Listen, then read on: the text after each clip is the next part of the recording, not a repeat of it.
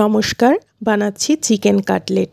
চিকেনের solid piece নিয়েছি, সাথে নিয়েছি দুটো কাঁচা লঙ্কা। কাঁচা লঙ্কা অবশ্যই তোমরা তোমাদের ঝালের স্বাদ অনুসারে দেবে। সাথে দিচ্ছি কয়েক টুকরো আদা আর গোটা কয়েক রসুনের কোয়া। সব কিছু ভালো করে ব্লেন্ড করে একটা প্লেটে নিয়ে নিচ্ছি। দিচ্ছি পেঁয়াজ কুচি, হলুদ, স্বাদমতো নুন, জিরের গুঁড়ো, ধনের গুঁড়ো, গরম মশলার গুঁড়ো, ধনেপাতা কুচি, একটু ব্রেড ক্রাম্বস, গোলমরিচের গুঁড়ো। সব কিছু হাত দিয়ে ভালো করে মিক্স করে নেব। এবারে হাতে একটু তেল লাগিয়ে কাটলেটগুলো নিজের পছন্দ মতো শেপে গড়ে নেব। আমি এখানে ডায়মন্ড শেপ দিয়েছি, তোমরা পছন্দ মতো যে কোনো শেপ দিতে পারো। একটা পাত্রে একটা ডিম ফাটিয়ে ফেটিয়ে নিচ্ছি। কাটলেটটা প্রথমে ডিমের গোলায় চুবিয়ে ব্রেড ক্রাম্বসে কোট করে নেব। প্রসেসটা দুবার করব।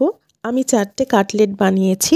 4টে কাটলেটের জন্য 2টো ডিম ইউজ করেছি। প্রথমেই 2টো ডিম একসাথে নিয়ে নিই। ছুরি দিয়ে শেপটা একটু ঠিক করে নিয়ে তেলে ফ্রাই করে নেব।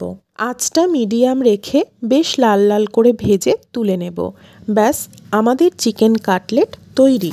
তো কেচাপ আর স্যালাডের সাথে গরম গরম পরিবেশন করো।